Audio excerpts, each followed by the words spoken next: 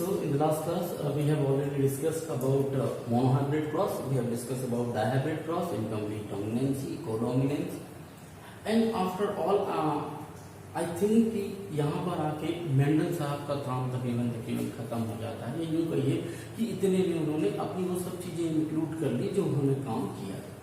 इतने मेंडल साहब की बात करूँ तो उन्होंने 1856 के आसपास वर्क शुरू किया और इनका काम 1863, ये तकरीबन 7 ईयर होते हैं, और इस पूरे के पूरे प्रोसेस में उन्होंने अपना काम कंप्लीट किया और जो भी उनकी फाइंडिंग थी वो उन्होंने दी। कल एक क्वेश्चन था कि इनकम्प्लीट डोमिनेंस का जो कॉन्सेप्ट था किसने दिया, वेदर मेंडल और any other. So actually Mendel ने नहीं दिया था, इनकम्प्लीट डोमिनेंस का कॉन्सेप्ट दिया था कॉरेंस ने। हम अभी बात करेंगे कॉरेंस के बारे में, लेकिन चूंकि जब हम मोनोहाइब्रिड क्रॉस पढ़ रहे थे तो हमने वहां बीच में ही इनकम्प्लीट डोमिनेंस और कोडोमिनेंस के बारे में बात किया ताकि आपको क्लियर कट इंफॉर्मेशन मिल जाए कि जो मेंडल साहब ने काम किया मोनोहाइब्रिड क्रॉस में और जिसपे उन्होंने जो रेशियो दिया था या जो उनके लॉस थे तीनों, लाया ऑफ डोमिनेंस और लाया of segregation and independent sort में, उनसे चीजें किस तरीके से डिफर देखने को आई और उनके क्या कारण थे, बट ये सब चीजें बाद में है।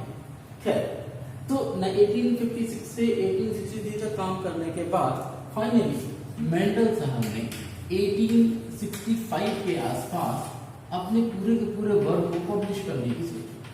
लेकिन चीजें कि उन्होंने जो फाइंडिंग निकाली हुई थी उनको जो है तो वो चाहते थे ये पब्लिश हो जाए, लोगों को पता चले, ताकि मैंने क्या देखा है, मैंने क्या पाया है वो सब लोगों को पता चल सके और उसके थ्रू जो नई चीजें हैं वो काम कर सके। लेकिन बड़े दुर्भाग्य की बात थी कि 1865 में जो भी काम मेंडल साहब ने किया था उस टाइम पे किसी ने एक्सेप्ट नहीं किया और उसे 4 बड़े इंपॉर्टेंट कारण। पहला,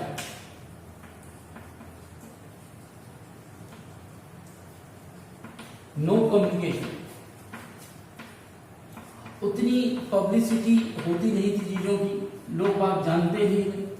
आज की डेट में अमेरिका में कोई एक छोटी सी घटना हो जाए, चाइना में हो जाए, यूरोप में हो जाए, इंग्लैंड में हो जाए, हाफ एन आवर भी नहीं लगता उसकी क्लिपिंग हमारे जो है तो टीवी स्क्रीन पे होती है, या यूं कहिए हमारे पास तक पहुंच जाती है, मोबाइल्स में आ जाती है। उस जमाने में कोई कुछ भी काम कर लोगों को पता ही नहीं चलता, ठीक है। कोरोना वायरस का अटैक हुआ, एक बच्ची ने अपने पिता को दिल्ली से भागलपुर तक साइकिल में लेकर आया, बहुत सारे लोगों को पता चला। ऐसी छोटी छोटी घटनाएं हैं जो कि हमको पता चलती। उस टाइम पे कम्युनिकेशन के जो साधन हुआ करते थे वो पेपर के थ्रू हुआ करते थे, और मुझे अच्छे से जानकारी, मेरे चाइल्डहुड में मेरे गांव में कोई पेपर नहीं आया करता था कि दुनिया में क्या चल रहा है उसके बारे में कोई पता नहीं होता था। लोगों से जब कुछ सुनते थे तो जहाँ पता चल जाता था कि अच्छा कोई बाहर से आया है जिसने बता दिया कि ऐसा। सो कम्युनिकेशन की बहुत बड़ी प्रॉब्लम थी उस टाइम पे, तो जो उन्होंने काम किया वो सब लोगों तक पहुंचा नहीं, डिस्पर्स नहीं हुआ। एक तो ये बहुत बड़ा प्रॉब्लम। कम्युनिकेशन के बाद जो दूसरा एक प्रॉब्लम समझ में आया वो ये था कि एक तो कम्युनिकेट नहीं हो पाया, दूसरा उन्होंने कहा था कि फैक्टर वर्ड यूज किया था और उन्होंने कहा था कि ये स्टेबल यूनिट, आपको भी याद होगा हमने कहा था फैक्टर, और फैक्टर में भी हमने क्या कहा था, टॉल और डॉर्फ, इस तरीके के हमने 2 ट्रेट लिए थे। और हमने कहा था जब भी कभी कैपिटल टी या कैपिटल टी स्मॉल टी आएगा वो आदमी टॉल हो जाएगा, या स्मॉल टी रहेगा तो वो क्या रहेगा, डॉर्फ रहेगा। तो फैक्टर और एक स्टेबल यूनिट की तरह उन्होंने बात की थी, लेकिन उस टाइम के जितने भी उनके काउंटर पार्ट थे या जो भी और दूसरे साइंटिस्ट थे वो इस चीज को मानने को तैयार नहीं थे। क्यों? क्योंकि नेचर में ढेर सारा वेरिएशन देखने को मिल रहा है।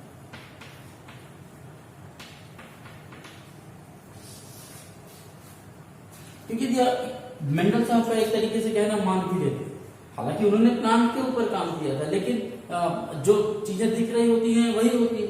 यदि मान लीजिए एक 8 फीट टॉल आम के पौधे को हम यदि लगाएं और उसको क्रॉस जो है तो क्या हम 4 फीट टॉल आम के पौधे से करें, तो क्या हम ऐसा मानकर चलेंगे कि जितने भी पौधे होंगे एडवांस जनरेशन में सब 8 फीट टॉल होंगे?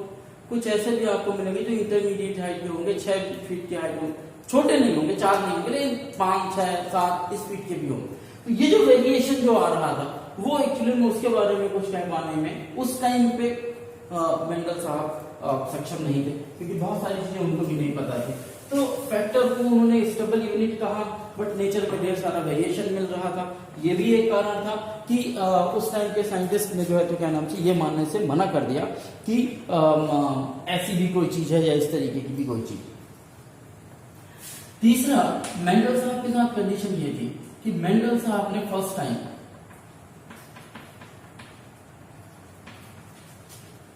मैथमेटिकल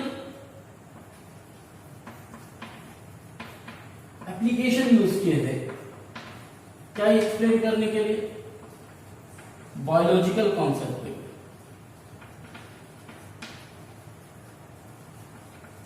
ये भी लोगों के रास नहीं आ रहा, लोग हालांकि तो गलत नहीं था, लेकिन स्टिल लोगों को ये बात पच नहीं रही थी उस जमाने में कि बायोलॉजी में मैथमेटिक्स का यूज करने की क्या जरूरत है।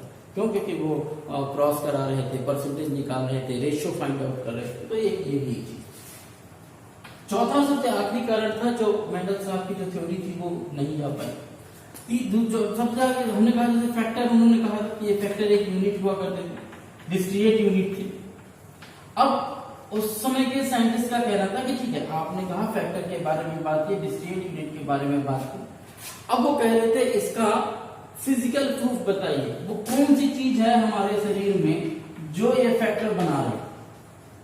अब क्योंकि ये फिजिकल प्रूफ भी दे पाने में मेंडल साहब असमर्थ थे उस टाइम पे। क्यों? क्योंकि तब तक माइक्रोस्कोप की डिस्कवरी नहीं हुई थी, बहुत सारी चीजें नहीं बनी। तो ये चार वो बेसिक कारण थे जिसके कारण मेंडल साहब का जितना भी काम था वो जो है तो क्या नाम से एक तरीके से ठंडे बस्ते में चला गया। उन्होंने किया और वो ठंडे बस्ते में चला गया। ये घटना कब किया? 1865।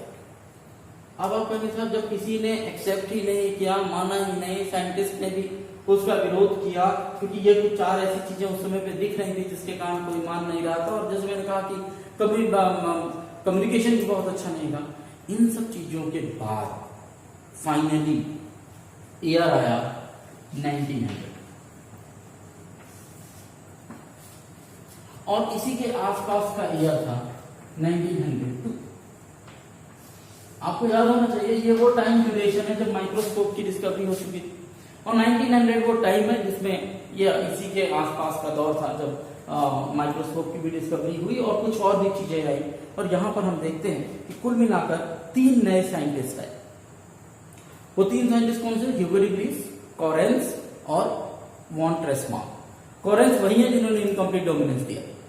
ये 3 साइंटिस्ट ने कुछ ऐसे ऑब्जर्वेशन लोगों के सामने रखे कि जो इनहेरिटेंस की जो प्रोसेस है, अभी हम इसको लॉ ऑफ इनहेरिटेंस क्या है कि जो इनहेरिटेंस है यानी पेरेंट्स से जो चाइल्ड में जो भी इंफॉर्मेशन कैरी फॉरवर्ड होती है, वो जो भी उन्होंने थ्योरीज दी, लोगों को लगा ये जो थ्योरी ये तीनों साइंटिस्ट आज की डेट में दे रहे हैं या जो अपने पब्लिश कराना चाहते हैं, कुछ ऐसी ही सिमिलर बातें पहले ही की कोई कह चुका है। और वो कौन थे पहले जो कह चुके थे?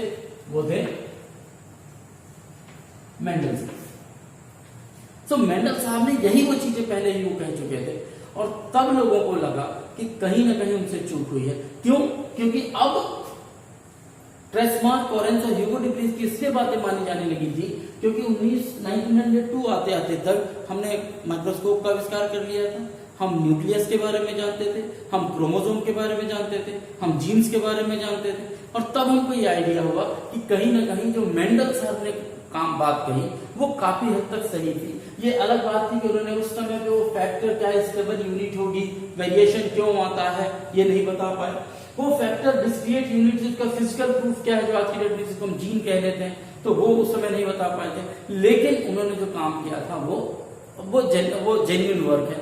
और तब कहीं जाकर इन 3 नए साइंटिस्ट को रीडिस्कवरर ऑफ मेंडेलियन लॉ और मेंडल साहब को फादर ऑफ जेनेटिक्स के बारे में कॉन्सेप्ट दिया गया।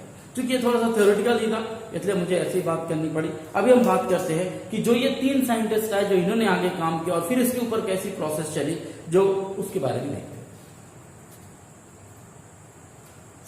ये जो ह्यूगो डी व्रीज, कॉरेंस और वॉन ट्रेसमान जिसके बारे में मैं बात कर रहा था, चूंकि इन्होंने अलग अलग अपनी थ्योरी रखी, अब अलग अलग अपनी बात कही, लेकिन जब लोगों ने देखा तो समराइज करके तो पाया कि जो ये कॉन्सेप्ट कह रहे हैं ऑलरेडी मेंडल साहब दे चुके हैं। एंड देयरफॉर इन्होंने जो काम किया इनको कहा गया री डिस्कवरर ऑफ मेंडेलियन लॉ, और मेंडल साहब को आई थिंक 19 के आसपास उनकी डेथ भी हो गई थी, तो मेंडल सर को फिर फादर ऑफ जेनेटिक्स घोषित किया कि जो जेनेटिक्स का में जो इनिशियल किसी ने जो काम किया, वो काम किसने किया था? मेंडल सर ने। ये बाद में डिस्कस। अब ह्यूगो de Vries, कोरेंस और मॉन्ट्रेसमार्क ने जो काम किया वो किस बेसिस पे किया? वो इस बेसिस पे किया कि तब तक 1902 में माइक्रोस्कोप ही पता चल चुकी थी हमको, या माइक्रोस्कोप भी डिस्कवर हो चुका था। माइक्रोस्कोप डिस्कवर होते ही हमको सेल के बारे में पता था, सेल के अंदर न्यूक्लियस पता है, ये पता था, न्यूक्लियस के अंदर क्रोमोसोम पता है, ये पता था, और क्रोमोसोम्स में भी एक स्ट्रक्चर मौजूद है जिसे हम कहते हैं जीन्स, ये भी पता है। और उससे भी इंपॉर्टेंट चीज ये देखने को मिला कि क्रोमोसोम और जीन दोनों किसमें पाए जाते थे? पेयर में मौजूद होते। याद रखिए, मेंडल साहब के फैक्टर और ट्रेट भी कैसे थे? पेयर में पाए जाते थे। यहां पर हमको क्रोमोसोम और जीन भी किसमें मिल रहे हैं? पेयर में मिल रहे हैं। इसका मतलब कहीं ना कहीं लॉजिकली हम यदि देखें तो जो मेंडल साहब ने जो पेयर की बात की या जो ग्रुप में जाने की बात की, वो चीज यहाँ पर हमको देखने को मिल रही है after the discovery of microscope. क्योंकि मेंडल सर के जमाने में माइक्रोस्कोप नहीं था, हमें नहीं पता था कि सेल के अंदर क्या है, तब उस समय उन्होंने गेस किया था। यहां पर वो एक्सपेरिमेंटली प्रूव हो रहा है। जब ये बात आई और पेयर वाली बात आई, तो पहली बात एक थ्योरी सामने आई जो थी, जिसको कहा गया क्रोमोसोमल थ्योरी ऑफ इनहेरिटेंस। अब आप समझिए इस बात को। वहां था लॉ ऑफ इनहेरिटेंस जो मेंडल साहब ने दिया, यहां वर्ड यूज किया जाए chromosomal theory of inheritance. Chromosomal theory of, आपको क्रोमोसोम पता है, तो क्रोमोसोमल थ्योरी ऑफ इनहेरिटेंस का मतलब यह है कि क्रोमोसोम से इनहेरिटेंस की प्रोसेस हो रही है, पॉसिबल हो रही है। और ये पॉसिबल था भी, हो सकता था। अभी हम इस पर बात करेंगे क्यों, क्योंकि क्रोमोसोम भी पेयर में, और क्रोमोसोम के अंदर ही क्या मौजूद है? जीन मौजूद है। तो आप फिर बाद में उसको जीन के थ्रू ट्रांसफर कैसे लीजिए या क्रोमोसोम के थ्रू कह लीजिए, तो उसको कहा गया क्रोमोसोमल थ्योरी ऑफ इनहेरिटेंस। और ये बताने का काम किया था दो साइंटिस्ट ने, नाम था उनका Walter Sutton and Theodor Boveri. ये वो दो साइंटिस्ट थे जिन्होंने ये कहा कि क्रोमोसोमल थ्योरी ऑफ इनहेरिटेंस मतलब ये जो transfer of inheritance of character हो रहा है, ये क्रोमोसोम के थ्रू हो रहे हैं, जीन्स के थ्रू हो रहे हैं। और इसको समझाने के लिए उन्होंने ऐसा कॉन्सेप्ट डेवलप किया। मैं इसको हटाता हूं थोड़ा सा तो बात समझ में आएगी।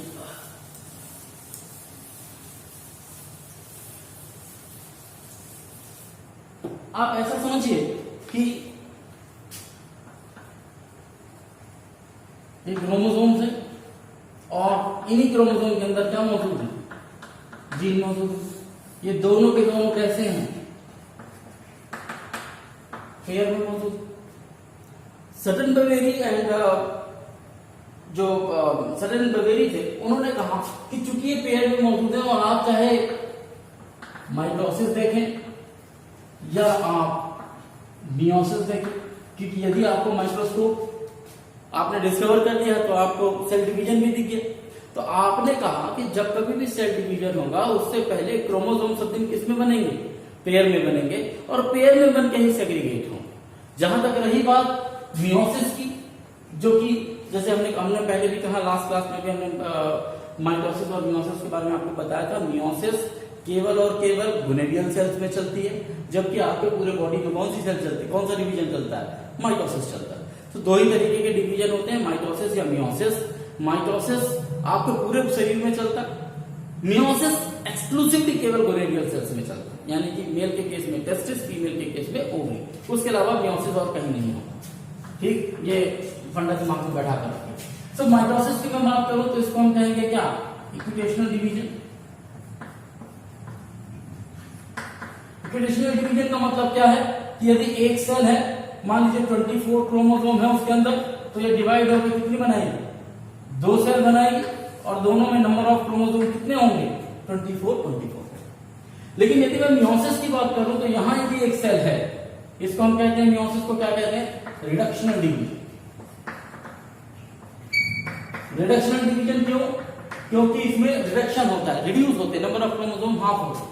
तो यदि मैं यहाँ 24 क्रोमोसोम लेकर चलूं किसी एक मियोसिस के केस में, तो यहां पर 2 सेल बनेंगी, ऐसे बनती 4 है, आप ऐसे समझिए, तो नंबर ऑफ सेल ज्यादा बनती है, 4 बनेंगी, लेकिन 1 से 4 बनेगी, लेकिन number of chromosome reduce to,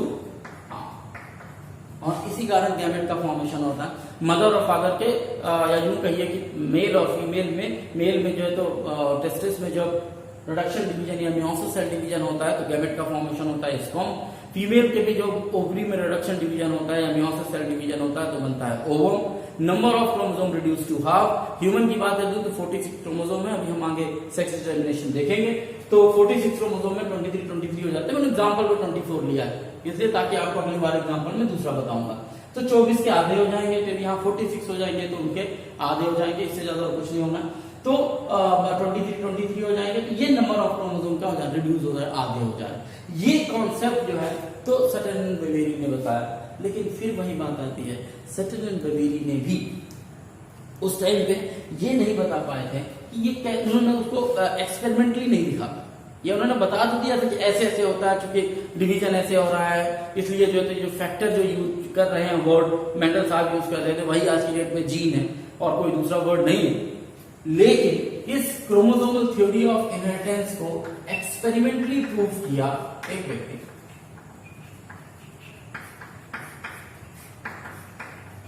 जो तो ये जो उन्होंने काम किया इसी को हम कहते थे क्रोमोसोमल थ्योरी ऑफ इनहेरिटेंस। तो ये काम सटन एंड बेवेरी का था।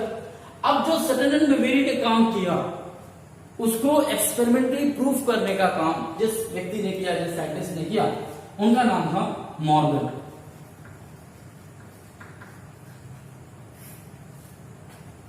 मैं पूरा नाम यदि कहूं तो थॉमस हंट मॉर्गन।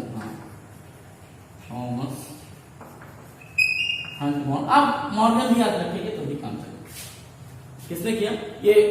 इसी तरीके से डिवीजन की प्रोसेस होती है, इसी तरीके से कैरेक्टर एक से दूसरे में ट्रांसफर होते हैं। ये काम किया एक्सपेरिमेंटली प्रूव करने का काम थॉमस एंड मॉर्गन ने किया। थॉमस एंड मॉर्गन ने दरअसल काम किया किसके ऊपर?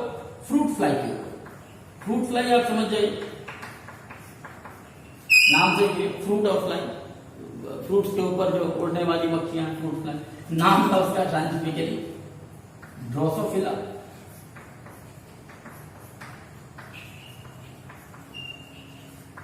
मेलेंगिस्टर, याद रखिएगा ये नाम इंपॉर्टेंट, आपसे सवाल पूछे जाएंगे।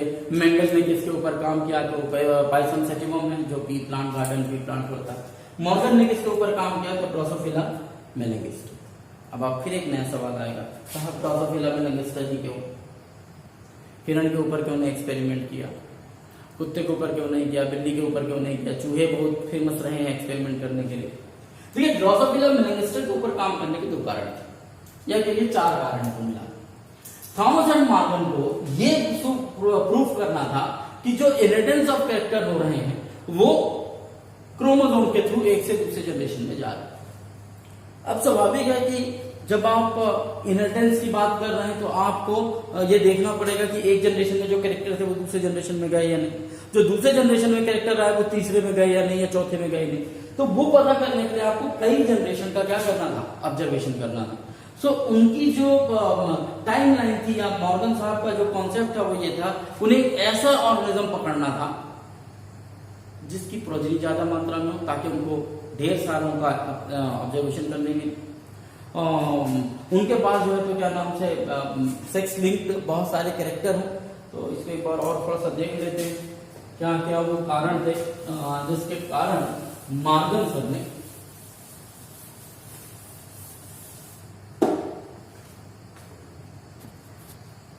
जहां तक रही बात ड्रोसोफिला मेलेंगिस्टर की, तो ड्रोसोफिला मेलेंगिस्टर की जहां तक बात रही तो क्या क्या कारण थे? पहली चीज तो ये थी कि ये जो फ्रूट फ्लाई था ये सिंपल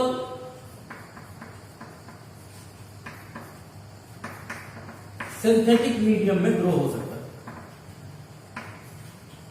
क्योंकि ये सिंपल सिंथेटिक मीडियम में ग्रो हो सकता था, इसलिए कुछ अलग से करने की जरूरत नहीं थी, तो कम खर्चे में काम हो सकता था, पहली चीज। दूसरा, लार्ज प्रोजेनी। एक बार में जो ड्रोसोफिला मेलिस्टा ढेर सारे अंडे देती थी, तो ढेर सारे जो है तो प्रोजेनी बनते थे, तो एक्सपेरिमेंट करना, टेस्ट करना काफी आसान हो जाता। तो हाई प्रोजेनी लेवल था। जहां तक इनकी लाइफ साइकिल की बात थी, लाइफ साइकिल भी कितना था, 2 हफ्ते, इससे ज्यादा नहीं था। यानी एक ड्रोसोफिला मेलिस्टा ग्रो होने के बाद और बच्चे देने के बाद, वो जो बच्चे हैं वो अगले 2 हफ्ते के बाद वो फिर से जो है तो क्या नाम से प्रोजेनी दे सकते थे। तो हमको ये देखने को आसानी से मिल सकता था कि इस जनरेशन में जो कैरेक्टर है वो उस जनरेशन में ट्रांसफर हुए कि नहीं, और उस जनरेशन के जो कैरेक्टर है वो अगले जनरेशन में ट्रांसफर हुए या नहीं। एक तो ये चीज। तीसरा, चौथा, क्लियर डिफरेंशिएशन। किसके किसके बीच में, मेल और फीमेल के बीच में। इसका सबसे बड़ा फायदा यह था कि हमको किसके साथ किसको क्रॉस कराना है, उसके लिए तो एक क्लियर डिस्टिंग्विश था। एक का मेल जो है वो छोटे होते थे साइज में, फीमेल बड़ी होती थी, तो वो उससे भी क्लियर डिफरेंशिएशन था। तो ये भी एक प्रॉब्लम थी जो खत्म हो गई। और चौथा, पांचवा सबसे आखिरी जो था वो था शो वेरिएशन। ये ढेर सारे वेरिएशन शो करते थे। मीन्स इनकी जो कि कैरेक्टर सेक्स लिंक थे, सेक्स के साथ जुड़े हुए थे, या रिप्रोडक्टिव प्रोसेस में जब वो डिवीजन की प्रोसेस होती थी उसमें जुड़े हुए थे, तो ढेर सारे वेरिएशन देखने को मिलते थे, जिसके कारण ढेर सारा डेटा और ढेर सारी ऑब्जर्वेशन मिल सकती थी। इसलिए मॉर्गन सर ने ड्रोसोफिला मेलिस्टा को एज एन एक्सपेरिमेंटल रखा कि हम कभी भी किसी चीज को एक्सपेरिमेंटल कब रखते हैं, जो हमको ज्यादा से ज्यादा चीजों में काम दे सके, तब हम उसको एक्सपेरिमेंटल रखते हैं। यदि हमको ज्यादा चीजों में काम नहीं दे सकते तो उनको एक्सपेरिमेंट के तौर पर यूज नहीं करते। तो ड्रोसोफिला मेलिस्टा इसी कारण यूज की गई, किसके थ्रू, मॉर्गन साहब के थ्रू। तो आई थिंक अब आपको क्रोमोसोमल थ्योरी ऑफ इनहेरिटेंस के बारे में कोई डाउट नहीं होगा, या यूं कहिए कि कैसे मेंडल साहब से हम क्रोमोसोमल थ्योरी तक पहुंचे, ये देखने के लिए तुम्हारे आपके बुक में एक डायग्राम बना है जहां पर 2 डिफरेंशिएशन दिखाया गया और पूछा गया है कि इनमें से कौन सा जीन है, कौन सा फैक्टर या क्रोमोसोम को इंडिकेट करता है। तो बहुत ज्यादा अंतर नहीं है, क्योंकि दोनों एक ही चीज को रिलेट करने की कोशिश करते हैं। फिर भी एक बार कोशिश कीजिए, देखिएगा कि कौन सा वाला है, राइट हैंड साइड वाला है, लेफ्ट हैंड साइड वाला, कौन किसको रिप्रेजेंट करता है। जब नेक्स्ट क्लास में तो उसमें बात करेंगे कि आखिर कौन किसको रिप्रेजेंट करता है। यहां तक ये टॉपिक खत्म होता है। नेक्स्ट टॉपिक आएगा लिंकेज एंड क्रॉसिंग ओवर, जिसके ऊपर बात करते हैं। Linkage and recombination. देखिए, लिंकेज एंड रिकॉम्बिनेशन समझने का सबसे पहला तरीका तो यह है कि आप ये अच्छे से समझ जाइए कि मेंडल साहब ने क्या कहा। मेंडल साहब ने कहा कि जब भी 2 कैरेक्टर को आप आपस में क्रॉस करेंगे, you will find a ratio of 9:3:3:1 as ही शोन इन डायहेड्रल क्रॉस, जो आपने डायहेड्रल क्रॉस। ठीक यही काम किया किसने, मॉर्गन साहब ने। पर मॉर्गन साहब ने किसके साथ किया, गार्डन पी प्लांट के साथ नहीं किया, उन्होंने ड्रोसोफिला मेलिस्टा के साथ किया। और जब वो ड्रोसोफिला मेलिस्टा के साथ यही डायहेड्रल क्रॉस करना उन्होंने शुरू किया, और जिसमें उन्होंने क्या किया था, white yellow body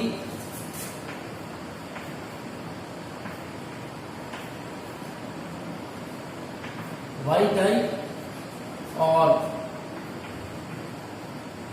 brown body and red आई। इस तरीके से जब उन्होंने 2 अलग अलग तरीके की मेलिस्टा को लेकर मेल और एक फीमेल को क्रॉस कराया, प्रॉब्लम ये थी कि उनको डायहाइब्रिड क्रॉस दिमाग में था, क्योंकि मेंडल साहब ने वही बताया था, उनको क्या सा रेशो चाहिए था, 9:3:3:1। बट ये रेशो नहीं मिला,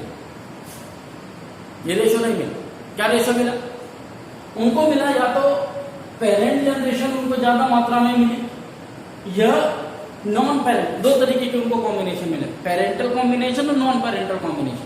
तो आप समझ जाइए, ये भी पेरेंट है और ये भी पेरेंट है, ये दोनों क्या है, पेरेंट। तो पेरेंट कॉम्बिनेशन उनको कुछ में ज्यादा मिली और नॉन पेरेंटल कॉम्बिनेशन उनको कम मिली। फिर इसी तरीके से उन्होंने अलग अलग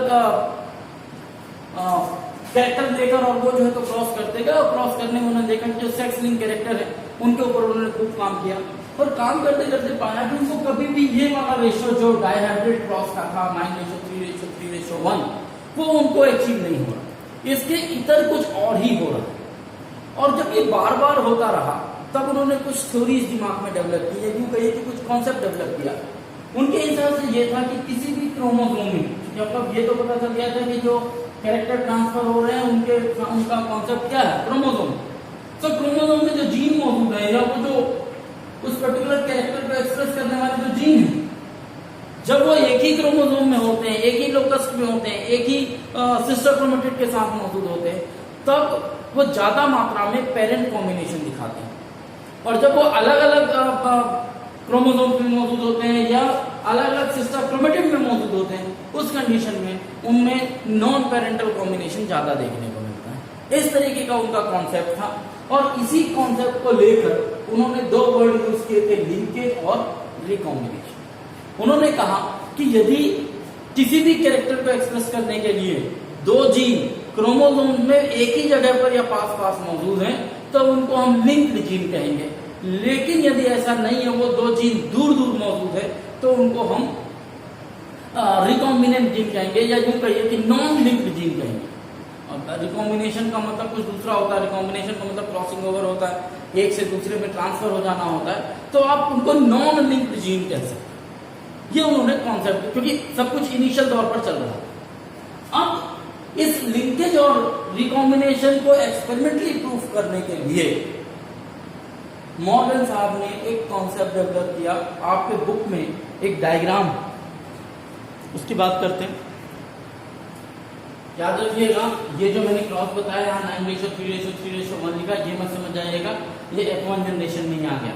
तो इनको क्रॉस करने के बाद एक F जनरेशन आया, F जनरेशन का हमने सेल्फ क्रॉस किया, तो F जनरेशन में नॉर्मली हमको ये रेशियो मिलना चाहिए था जो डायहाइब्रिड का रेशियो था, इसका मेंडल साहब का, लेकिन वो नहीं मिला।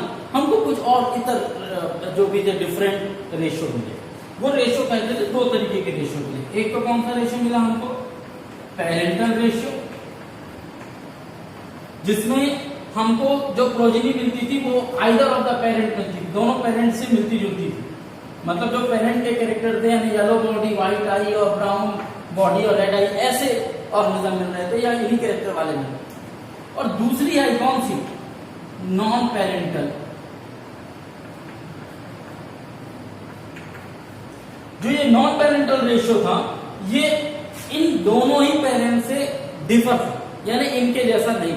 यानी इसमें येलो बॉडी थी तो रेड आई थी, या ब्राउन बॉडी थी तो व्हाइट, इस तरीके का अलग डिफरेंट है पेरेंट बॉडी। तो वो नॉन पेरेंटल रेशियो था। दरअसल जो पेरेंटल रेशियो था, जहां पर हमको पेरेंट की तरह ही मिल रहे थे कैरेक्टर, जैसे हमने कहा कि जो ऐसा ऑर्गेनिज्म है जिसकी बॉडी येलो हो और आई कैसी हो, व्हाइट कलर की हो, इसका मतलब ये है इसको एक्सप्रेस करने के लिए दो जीन की जरूरत होगी। सपोज कर लेते हैं ये येलो कैरेक्टर को रिप्रेजेंट कर रहा है और ये व्हाइट आई को जो है तो क्या नाम से रिप्रेजेंट कर रहा है। चूंकि ये जीन आपस में पास पास मौजूद हैं, इसलिए हमने कहा कि दो तरीके के रेशियो, एक तो पेरेंटल रेशियो अक्सर हाई मिल रहा था कुछ केसेस में लो मिल रहा था। क्यों ऐसा हो रहा था, तो ये पाया गया कि जब दोनों के दोनों जीन पास पास मौजूद होंगे, लिंक्ड होंगे, तब उनको अलग कर पाना थोड़ा सा मुश्किल हो जाता है, ये चांसेस ऑफ सेग्रीगेशन कम हो जाते हैं। इसके कारण पेरेंटल रेशियो क्या हो जाता है, ज्यादा हो जाता है। और जिनमें ये दूर दूर होते हैं वहां पर आपको पेरेंटल कॉम्बिनेशन कम मिलता है और नॉन पेरेंटल कॉम्बिनेशन आपको ज्यादा मिलता है। यहां से कोई दूसरा वाला कॉन्सेप्ट भी गलत होता है, या यूं कहिए जो लॉ था तीसरा, लॉ ऑफ इंडिपेंडेंट असॉर्टमेंट, जो ये कहता था कि जो जीन होंगे वो इंडिपेंडेंटली असॉर्ट होंगे, ऐसा यहाँ पर देखने को नहीं मिलता। क्योंकि यहाँ तो ये जीन है एक येलो बॉडी के लिए, एक व्हाइट आई के एक्सप्रेस करने के लिए, लेकिन ये इंडिपेंडेंट असॉर्ट नहीं हो रहे, अलग नहीं हो रहे। क्यों, क्योंकि ये काफी पास पास मौजूद है। तो दरअसल जो मेंडल साहब का कॉन्सेप्ट था इंडिपेंडेंट असॉर्टमेंट वाला, वो भी कहीं ना कहीं यहाँ गलत होता हुआ दिखता है। लेकिन ऐसा नहीं कि हर बार गलत हो रहा था, लेकिन वो जीन जो काफी पास पास है, क्लोज है एक दूसरे से, इन्हीं को कहते हैं हम लिंक्ड जीन। तो जो पेरेंटल रेशियो जिसमें ज्यादा आता था वो लिंक्ड जीन थे, और जो नॉन पेरेंटल रेशियो शो करते थे वो नॉन लिंक्ड जीन थे। जिनको हमने क्या कहा, रिकॉम्बिनेंट जीन, जो रिकॉम्बिनेशन के कारण एक्सचेंज हो गए, चेंज हो गए, और जिसके कारण हमको रिकॉम्बिनेंट जीन देखने को मिलता है। तो ये दो कॉन्सेप्ट डेवलप हुए, लिंकेज और रिकॉम्बिनेशन। लेकिन ये प्रूफ कैसे किया जाए, वो प्रूफ करने के लिए आपको बुक में एक डायग्राम है, मैं कोशिश करूंगा वो डायग्राम यहाँ समझाने की। पहले मैं उसको बना लेता हूँ, फिर कोशिश करता हूँ एक्सप्लेन करने की, और उम्मीद है कि आपको डायग्राम समझ में आ जाएगा। शुरू में देखने पे क्रॉस 1 और क्रॉस 2 में आपको कोई भी डिफरेंस नहीं मिलेगा। आप जब बुक खोलेंगे तो पाएंगे जो सिंपल क्रॉस 1 यहाँ दिख रहा है वही यहाँ पर भी क्रॉस बी में भी दिख रहा है, फिर भी रेशियो अलग अलग है। आखिर क्यों? वही एक सवाल है जिसका हमको जवाब देना है। हम यहाँ पर देखते हैं और कोशिश करते हैं कि वो आपकी बात समझ में। यहाँ देखिए मैंने थोड़ा सा ड्रॉ करके रखा हुआ ताकि आगे फिर आपको इसको समझा सकूं। देखिए क्रॉस 1 क्रॉस 2, क्रॉस 2 थोड़ी देर भूल जाइए, हम क्या बात करेंगे क्रॉस 1। क्रॉस 1 में हमने एक पेरेंट लिया, पेरेंट लेंगे आप जब भी कभी यहाँ प्लांट में है, यहाँ एनिमल है तो एक मेल लेना होगा, आपको क्या लेना पड़ेगा, फीमेल लेना। ये आपकी फीमेल है, ये आपका मेल है, इसमें कोई प्रॉब्लम नहीं। ये दोनों, हाँ याद रखिए ये पूरी प्रोसेस किसमें हो रही है, मॉर्गन साहब ने ये फाइंड आउट कर लिया कि जो ज्यादातर कैरेक्टर है वो एक्स लिंक्ड है, और ऐसे कैरेक्टर पे उन्होंने काम किया जो एक्स लिंक हो ताकि उनको समझने में और जानने में आसानी हो। तो यहाँ पर हम एक्स लिंक वाले कैरेक्टर पे ही ज्यादा ध्यान देंगे। तो ये एक्स लिंक कैरेक्टर है, यानी कि ये एक्स क्रोमोसोम में पाया जाता है, वाई क्रोमोसोम में नहीं पाया जाता। इसलिए आप देखिए मेल वाला जो हमने यहाँ रखा हुआ है, इसका ये जो वाई क्रोमोसोम है इसमें किसी तरीके का हमने कोई इंडिकेशन नहीं दिया, मतलब उसमें वो जीन मौजूद नहीं है भी तो भी कोई मतलब नहीं है। तो एक्स क्रोमोसोम है, तो यहाँ यदि आप देखिए ये दोनों एक्स एक्स क्रोमोसोम है, इन एक्स क्रोमोसोम में वाई और डब्ल्यू ये दो जीन मौजूद है, यहाँ पर भी वाई और डब्ल्यू जीन, ये सेम डायग्राम आपके बुक में है। तो जब आप ये पढ़ रहे हो आप अपनी बुक सामने रखेंगे तो आपको उसमें मैच करने में बड़ा आसान है। यहाँ पर ये जो वाई है वो येलो कलर बॉडी को रिप्रेजेंट कर रहा है, और जो डब्ल्यू है ये white eye. Is it clear? Yellow body and white eye, ये दो चीजें हैं जिनको हमको रिप्रेजेंट करना है, येलो बॉडी एंड व्हाइट। ये कौन, इस फीमेल को हम क्रॉस कर रहे हैं एक वाइल्ड टाइप से। वाइल्ड टाइप से मतलब जो जिसका हमको जो एज ए पेरेंट हमको एक मेल मेंबर के साथ क्रॉस करना, हमको यदि कैरेक्टर देखने तो किसके देखने, इसके कैरेक्टर देखने, एक वाइल्ड टाइप के साथ हमने क्रॉस कर दिया।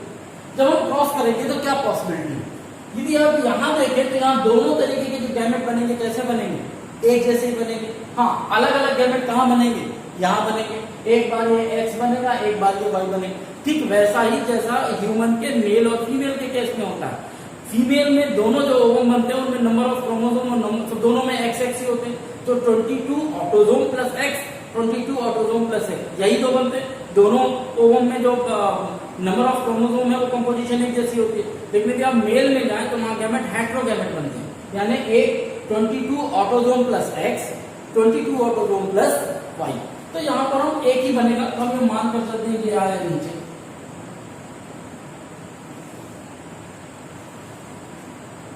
ये वाई ये डब्ल्यू, और इसके साथ ये आ गया, इसके साथ यहाँ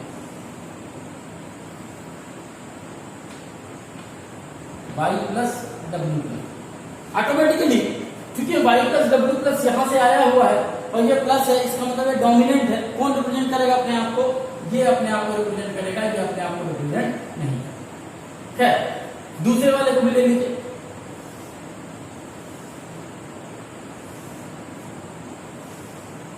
यहां तो ये यही रहे, हालांकि ये 4 बने, आप वैसा बनाना चाहे तो इसके साथ ये दोनों क्रॉस करके यही दोनों बनाएंगे, और फिर इसके साथ भी ये दोनों क्रॉस करके यही दोनों बनाएंगे। तुम्हारी बुक में भी केवल एक ही एग्जांपल के तौर पर लिखा है, इसी जैसे 2 और बनेंगे, हम दोबारा नहीं बना रहे। अब ये जो बना है ये कैसा होगा, ये कैसा होगा, वाइल्ड टाइप होगा।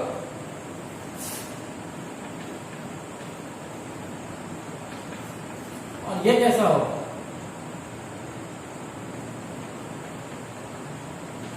Yellow and white. मेरी बात समझ में आ रही है? वाइल्ड टाइप क्या होगा, क्योंकि यहाँ वाई प्लस डब्ल्यू प्लस है, इसलिए वाइल्ड टाइप होगा, और ये क्या होगा, येलो और व्हाइट। जहां तक कोई डाउट हो, F1 जनरेशन तक, ये F1 जनरेशन हमारी आ गई। मैंने यहाँ 2 बनाया है, आप 2 नीचे बना सकते हैं तो 4 बन जाएंगे। क्योंकि इसके 2 गैमेट बनेंगे, इसके 2 गैमेट बनेंगे, तो 2 गैमेट आप चेकर बोर्ड में भी यदि आप बना के क्रॉस करें तो कुल मिलाकर 4 बनते हैं। चूंकि जैसे ये दोनों बने वैसे ही दोनों बनेंगे, इसलिए मैंने कहा 2 ही बना। अब इन दोनों को हमको क्या करना है, सेल्फ क्रॉस करना है। याद रखिएगा, जब हम प्लांट की बात करते हैं तो वहां सब एक जैसे मिलते हैं, वहां मेल और फीमेल अलग नहीं होता, क्योंकि फ्लावर पौधा एक ही होता है, उसके फ्लावर में मेल और फीमेल होता है। जब आप किसी ऑर्गेनिज्म की बात करते हैं, यहाँ एक मेल होगा एक फीमेल होगा, इन्हीं दोनों का आपस में क्या होगा, सेल्फ क्रॉस। इसी में क्या होगा, इनका सेल्फ क्रॉस। अब जब इनका सेल्फ क्रॉस होगा तब क्या पोजीशन बनेगी,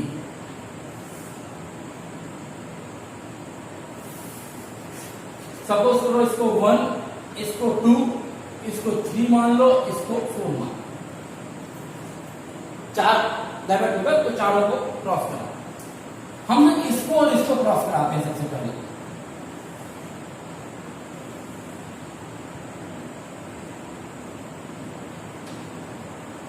वन और 3 को मैं कर रहा हूं ना,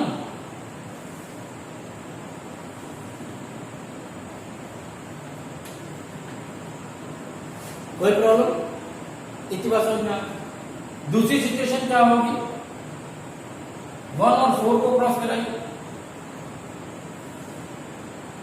आपके बुक में भी ऐसे दिया हुआ है कि ऊपर नीचे किया हुआ है। चलिए, ऊपर पहले दोनों मेल को कर दिया है और नीचे जो है तो क्या नाम से बाद में, ठीक। तो पहले मैं इसको इसके साथ क्रॉस करा देता हूँ। मैं नीचे वाला ऊपर देख दिया हूँ, सही गलती हो गई, आप उसको थोड़ा सा समझ लीजिएगा। और इसको मैं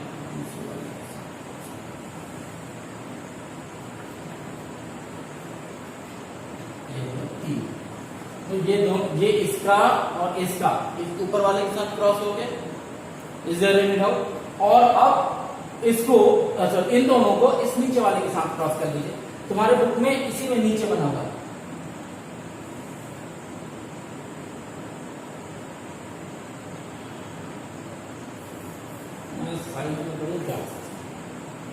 साइड में कर देता हूं। आपके बुक में एक सीरीज में बना, मैं यहां बना रहा हूं।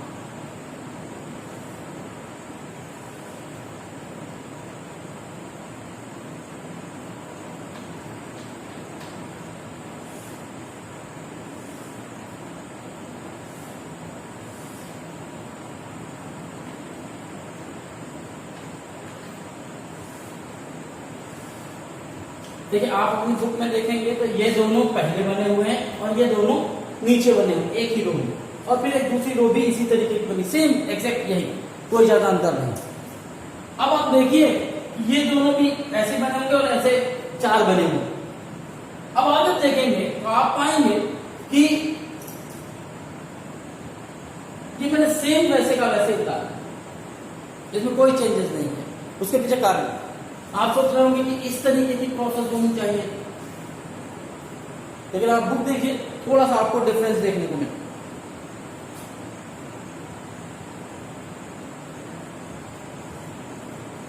तो यहां तक कोई प्रॉब्लम नहीं। ये कैसा होगा, ये नॉर्मल इसी तरह होगा, यानी येलो और व्हाइट। ये कैसा होगा, ये व्हाइट टाइप हो जाएगा।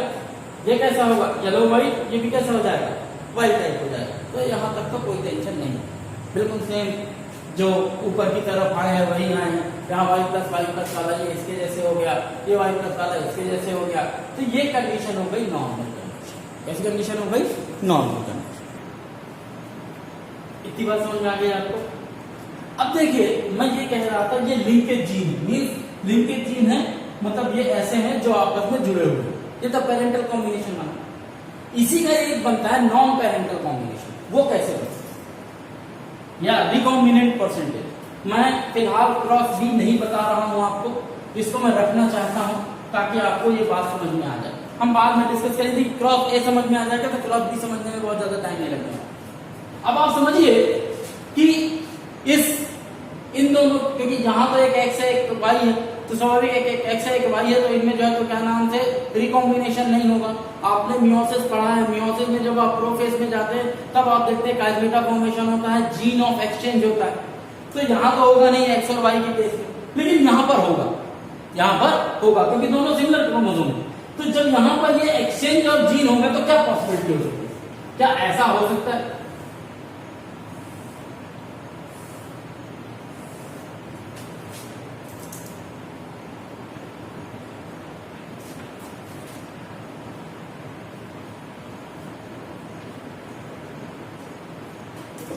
ये एक्सचेंज हो जाए, ये y प्लस टूट के ऊपर चला जाए और जो y था ऊपर वाला वो कहां आ जाए? नीचे आ जाए। ये रिकॉम्बिनेशन में या जो हमने 10th 11th क्लास में जब हमने पढ़ा था सेल डिवीजन, उसमें हमने बात की थी, तो ये पॉसिबिलिटी है, ये टूट के ऊपर चला जाए, ये टूट के नीचे आ जाए, रिकॉम्बिनेशन हो जाए। अब इसका इसी के साथ आप क्रॉस करा दीजिए, आपको वो दूसरे वाले 4 मिल जाएंगे। यानी कि ये देखिए मैं करके दिखाता हूं,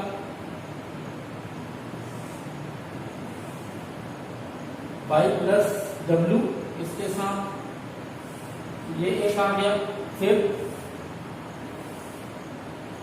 y डब्ल्यू प्लस इसके साथ ये आ गया, फिर y प्लस डब्ल्यू इसके साथ y डब्ल्यू आ गया और y डब्ल्यू प्लस इसके साथ भी। आई थिंक यही वो 4, इसके बाद ये वो 4 कॉम्बिनेशन आपको रिकॉम्बिनेंट में दिख रहे होंगे। एम आई राइट? अब ये जो 4 कॉम्बिनेशन यहां दिख रहे हैं, ये 4 कॉम्बिनेशन दिख रहे हैं, ये दिख रहे हैं कब? जब हम ये मान कर चलते हैं कि इनमें क्या हुआ होगा? क्रॉसिंग ओवर हुआ होगा। अब मजेदार बात यह है कि जो 100 प्रोजनी बनी, उन 100 प्रोजनी में ये जो 4 हैं, इन्होंने अपना परसेंटेज रखा कितना? 98.7, जबकि ये जो 4 प्रोजनी बनी आफ्टर रिकॉम्बिनेशन, इनका परसेंटेज केवल कितना था? 1.3। मतलब यदि 100 ड्रोसोफिला मेलानोगास्टर बने तो उनमें 98 कैसे थे? ऐसे जो अपने पेरेंट से मिल रहे थे, और केवल 1 से 1.5% ऐसे थे जो अपने पेरेंट के से अलग कैरेक्टर शो कर रहे थे, जो उनके पेरेंट में उस तरीके का कैरेक्टर नहीं था, या वो दोनों के दोनों जीन जो उनके पेरेंट के पास मौजूद थे, इनके पास वो दोनों के दोनों जीन मौजूद नहीं। सो ये एक क्रॉस था जिन्होंने दिखाया कि इस तरीके की प्रोसेस हो रही है, पर इससे कुछ साबित नहीं हो रहा था। क्यों? क्योंकि अल्टीमेटली भाई जो 2 जीन इधर से ऊपर से नीचे हो रहे हैं, या जो क्रॉसिंग की प्रोसेस हो रही है, ये तो नॉर्मल प्रोसेस है, हमको पता है मियोसिस की प्रोसेस कहता है, तो स्वाभाविक है कि जब ये होगा तो इस तरीके की प्रोसेस आ जाएगी। इससे लिंकेज और रिकॉम्बिनेशन कहां प्रूफ होता है? और यही बात बताने के लिए मॉर्गन ने दूसरा क्रॉस लिया, क्रॉस बी, जिसमें जीन बदल दिए। यहां पर हमने व्हाइट आई येलो बॉडी और व्हाइट आई लिया था, यहां पर उन्होंने व्हाइट आई और मिनिएचर विंग मींस उनकी जो उड़ने वाले पंख हैं उनका छोटा वाला साइज, तो इन दो जीन को एक साथ लिया, और जब इन दोनों को क्रॉस किया ठीक ऐसे ही जैसे क्रॉस ए किया वैसे क्रॉस बी को भी करेंगे। लेकिन जब हम क्रॉस बी को करते हैं तो हमारा रिजल्ट जो है तो थोड़ा सा डेविएट हो जाता है। रिजल्ट क्या डेविएट होता है बी वाले में? पेरेंटल जो कॉम्बिनेशन है वो थोड़ा सा घट जाती है, और जो हमारी रिकॉम्बिनेंट कॉम्बिनेशन है वो थोड़ा सा बढ़ जाती है। क्या होती है? पेरेंटल कॉम्बिनेशन हो जाती है हमारी 62.8, जबकि जो रिकॉम्बिनेंट परसेंटेज है वो बढ़ के कितना हो जाता है? 37.2। अब यहां बात समझ लीजिए, यदि ये जो प्रोसेस हुई इसमें ये यही प्रोसेस चल रही थी, तो यहां पे भी परसेंटेज क्या आना था? पेरेंटल का परसेंटेज 98 आना था और रिकॉम्बिनेंट का परसेंटेज 1.3 आना था, बट यहां पर ऐसा नहीं हुआ। क्यों नहीं हुआ? क्योंकि ये जो व्हाइट आई और मिनिएचर विंग वाले जो जीन थे वो एक्स क्रोमोसोम में तो थे, लेकिन उनकी डिस्टेंस बहुत ज्यादा थी, उनकी दूरी बहुत ज्यादा थी, इसलिए उन दोनों के बीच में चांसेस ऑफ रिकॉम्बिनेशन क्या हो गया? बढ़ गया। परसेंटेज ऑफ रिकॉम्बिनेशन क्या हो गया? बढ़ गया। और चूंकि ज्यादा मात्रा में रिकॉम्बिनेशन हुआ इसलिए रिकॉम्बिनेशन परसेंटेज बढ़ा।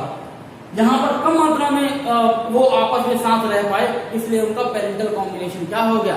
घट गया। आप ऐसा समझ लीजिए कि यदि ये बोर्ड है, इस बोर्ड में मैं ये 2 पॉइंट बना दूं यहां पर, और अब आपसे कहूं कि इस वाले बॉक्स पे चौक मारनी है वहां से बैठकर और एक को इसमें, तो चांसेस है कि इन दोनों के बीच में चौक मार पाना आपके लिए क्या हो जाए, मुश्किल हो जाए। लेकिन जब मैं आपको ज्यादा बड़ी जगह दे दूं तब इसमें चौक मारने की जो है तो चांसेस क्या हो जाएंगे, बढ़ जाएंगे। तो जब दो जीन पास पास में होते हैं तो एग्जैक्टली उन्हीं के बीच में रिकॉम्बिनेशन होते, देखिए आगे हो सकता है पीछे रिकॉम्बिनेशन हो सकता है, लेकिन उन्हीं दोनों के बीच में हो तब वो दोनों सेपरेट होंगे। चूंकि पास पास है इसलिए चांसेस कम हो जाते हैं। जब जीन दूर दूर होते हैं तो उनके बीच में रिकॉम्बिनेशन के परसेंटेज क्या हो जाते हैं, बढ़ जाते हैं। और यही कारण है कि क्रॉस बी में आप देखेंगे कि रिकॉम्बिनेंट परसेंटेज 37 पहुंच गया, जबकि क्रॉस ए में कितना है, केवल 1.3। मॉर्गन साहब एक्चुअली में यही बताना चाहते थे। बाद में उनके एक स्टूडेंट थे अल्फ्रेड, जिन्होंने ये भी बताया कि उन्होंने जीन मैपिंग का कॉन्सेप्ट दिया और उन्होंने बताया कि किस तरीके से आप नाप सकते हैं जीन्स को, कि एक जीन की दूसरे जीन से दूरी कितनी है। जीन मैपिंग का भी कॉन्सेप्ट दिया।